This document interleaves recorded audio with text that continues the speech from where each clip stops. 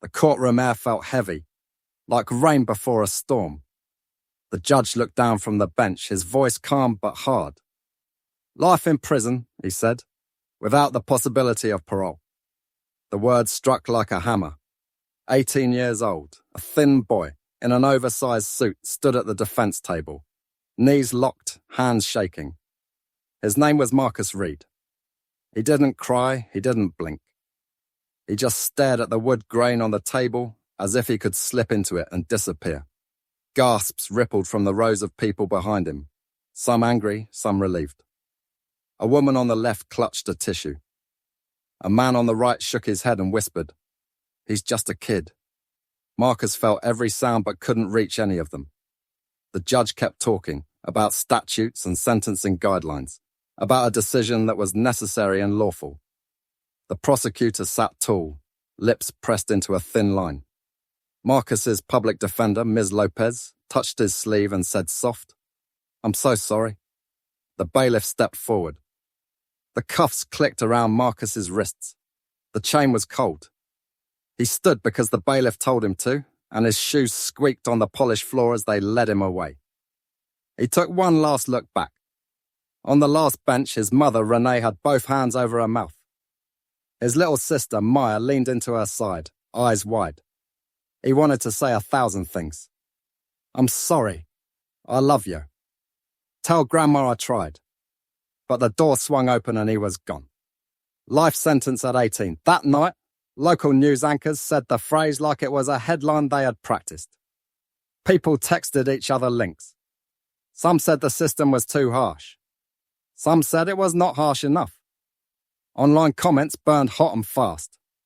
But none of it mattered inside the jail van, rolling through downtown under a dark sky. In that van, there was only the rattle of the cage, the hum of the engine, and a boy who had just been told he would die in prison. How did we get here? How did a teenager go from senior year to a sentence with no finish line? Earlier, Marcus grew up on the west side of Cleveland in a small apartment over a laundromat. The building smelled like soap and steam and sometimes burned toast. His mum worked nights at the hospital, cleaning rooms no one noticed until they needed to be clean. His little sister collected library books like they were jewels. Marcus loved basketball, drawing sneakers in the margins of his notebooks and fixing old radios he found in a thrift store bin for $5. He wasn't a saint. He skipped class sometimes, he talked back, he took pride in not getting pushed around. But he wasn't the kind of kid anyone thought would end up here. Senior year came with pressure that felt like a weight plate on his chest. Rent was late again. The electric bill blinked yellow in the app. His mum's second job fell through. Marcus picked up shifts unloading trucks, then lost them when the manager cut hours. That winter, he started running with older boys on the block, guys with cars and cash, guys who laughed like nothing could touch them. They weren't family, not really. They were an answer to a question he didn't know how to ask. One Friday night, everything turned fast. A back door, a shouted dare, a small corner store and a plan that wasn't a plan's. In and out quick, nobody gets hurt. The door chime rang, the smell of coffee and bleach hung in the air. A clerk looked up startled. A gun that had always been a rumor was suddenly in someone's hand. In the tight space between fear and choice, one thing happened that no one could undo. The clerk fell. Sirens grew from far to near. Shoes slapped sidewalk. Tires squealed. Levers split into before and after. Police grabbed Marcus 2 days later. He was tired. He said too much and not enough. He told the truth in pieces and lied in others because he didn't understand how a sentence can hinge on one word. The older boys lawyered up fast and pointed in every direction, but at themselves. The system did what the system does. It moved forward, step by step, like a machine. The case became the case. The papers ran a photo from Marcus's junior varsity team, fuzzy and too bright. The anchor said, 18-year-old suspect, and the words made him feel both seen and erased. At trial, the courtroom was a theatre with no good seats. The prosecutor lined up witnesses like chess pieces. A neighbor who heard shouting, a patrol officer who saw 3 figures running, a friend who cracked under pressure and put himself in the best light he could find. Miss Lopez fought hard. She pressed on times that didn't match and memories that didn't hold.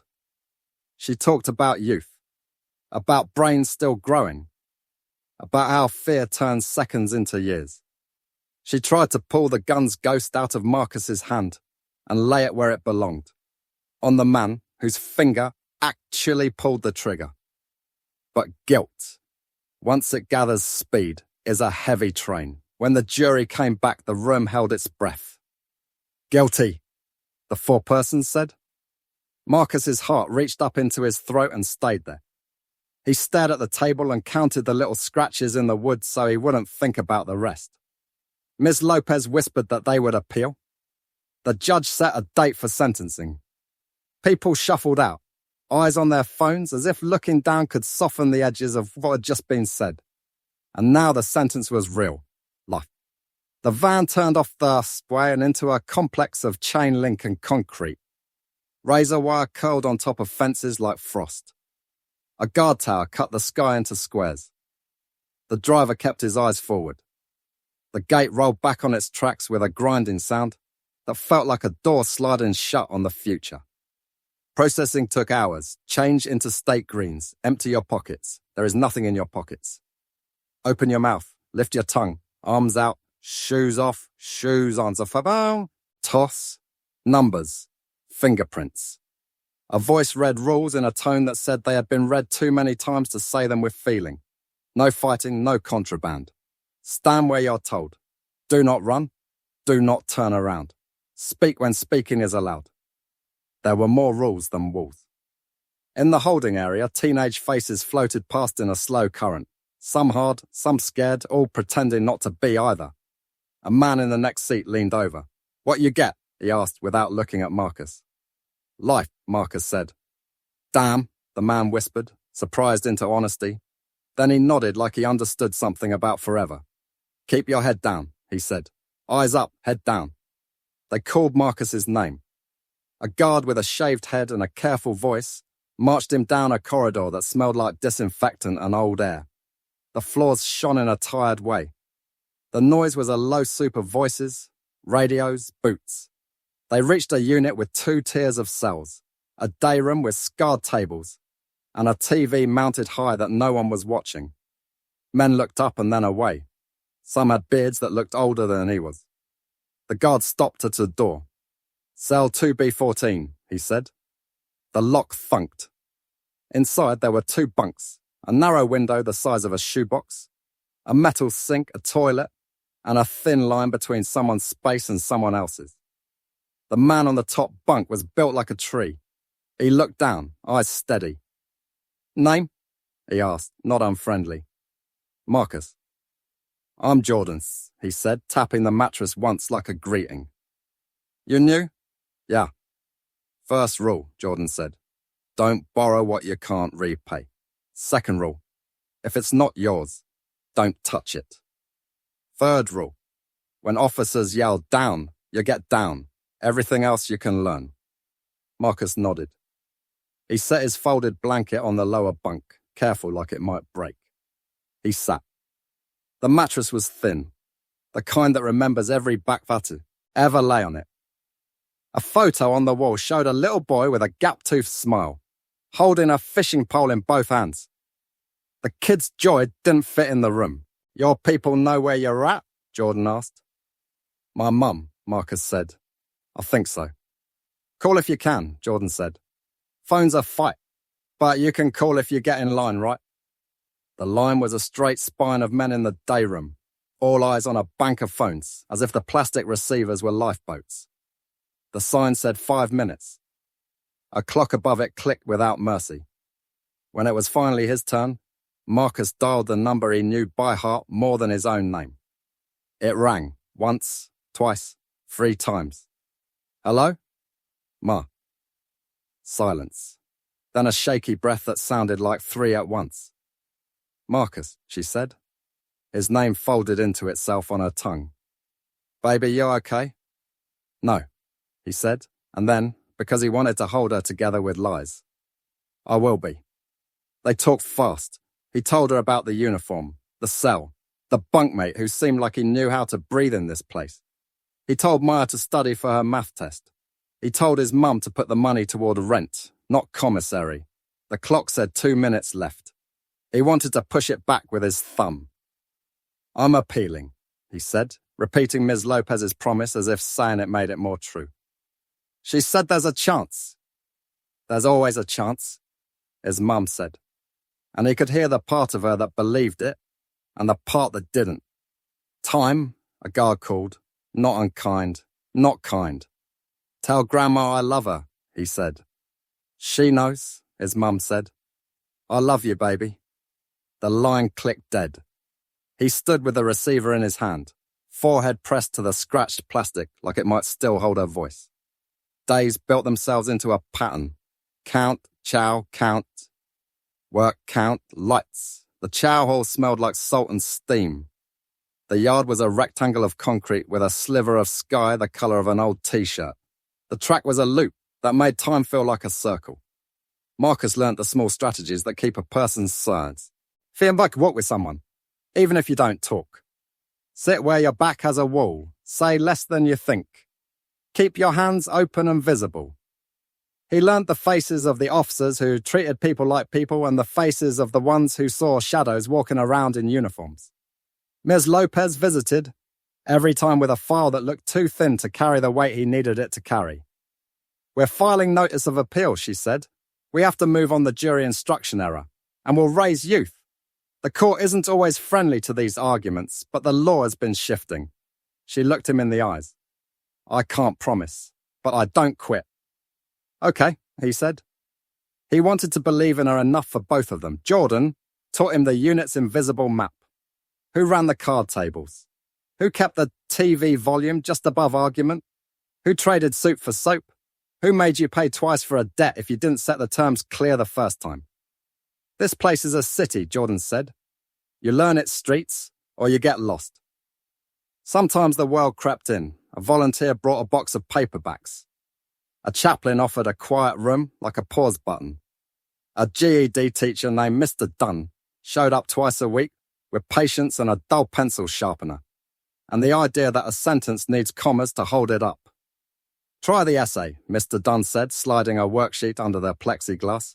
5 paragraphs about a time you learned something the hard way. Marcus almost laughed. Then he wrote. He wrote about how a choice can be a room with no windows. He wrote about how fear turns you loud and then dumb. He wrote about a clerk he had never met before that night. A man with a neat beard and tired eyes, and how a thing that lasts a second can last forever. He didn't write to be forgiven. He wrote because words were the only place he could put the weight down for a minute. Not every day was quiet. A shove in this, a chowline turned into a fist. A debt in the day room turned into a search for a thing that could be used to cut.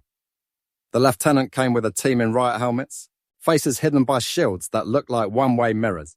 Down, they shouted, and the room went flat to the floor in a single motion. The way schools teach children to duck under desks for storms. After the unit stayed locked 23 hours a day for a week, the silence grew teeth. In that silence, Marcus saw things clearly. If he lived like the unit taught, he would harden until he didn't recognize his reflection in the metal mirror. If he lived like Ms. Lopez hoped, he would hang on to a thread called later. He didn't know which would break first. One afternoon, a counsellor named Ms. Alvarez, no relation to the counsellor at the jail, but the same tired eyes, stopped him in the corridor outside programs. You signed up for GED, right? She asked. Yes, ma'am. And moral recognition therapy?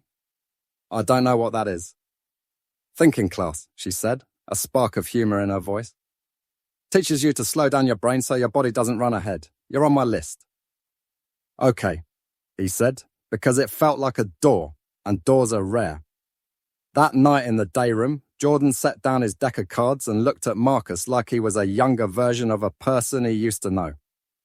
You signed up for the thinking class? He asked. Yeah. Good, Jordan said. You got time to learn, whether you want it or not. Do you ever get used to it? Marcus asked, nodding toward the bars, the uniform, the weight. No, Jordan said, honest. You just get used to being you in it. There's a difference. The unit door buzzed. A guard entered, voice tight. Reed, he called. Pack up, administrative move. The room shifted, heads turned. Administrative moves didn't come out of nowhere. Not for lifers, not for kids. Marcus stood. His heart kicked hard. What did I do? He asked the guard. They didn't say you did anything. The guard replied, eyes already scanning the tier. Warden, has orders, let's go. Jordan slid off the top bunk, already rolling the thin mattress with practiced hands. Keep your mouth shut, he whispered, not looking like he was whispering. Keep your eyes open. If they move you to a different unit quick, it's because of a reason. Could be good, could be bad. Like what? Like someone put your name on a list, Jordan said. Or someone took it off. The guard tapped the door with his knuckles. We don't have all day. Marcus picked up his blanket roll and the small box that held everything he had. A toothbrush, a bar of state soap, 3 folded letters, and the essay he had written in blocky handwriting. He followed the guard into the corridor. The door clanged behind him. The air felt colder here. The sound of his own breathing was too loud. They turned left at a junction he had never taken. The lights buzzed. He saw officers posted 2 at a time. A tower window looked down on them like an unblinking eye. They crossed into a wing where the doors were heavier and the locks sounded deeper. Protective housing, he realized, or something like it. He didn't know which would be worse, being seen as a target or being moved near the men the system was afraid to lose. They stopped at a door with a blank nameplate. The guard lifted the radio. Move complete, he said, awaiting confirmation. The speaker on the wall crackled. A voice replied, too far away to sound human. The lock thunked. The door swung open and the face on the other side. Sitting on the lower bunk, hands folded, a thin scar on his jaw, and eyes that knew too much. Made Marcus's stomach drop through the floor. He had seen that face before in a mugshot on the evening news, in the courtroom hallway during his own trial, and once in a dream he couldn't shake. The man smiled without showing teeth. Hello, Marcus, he said. Long time. The guard's hand hovered, and near his belt. Marcus's breath stopped. And before he could step in or step back, the door began to close.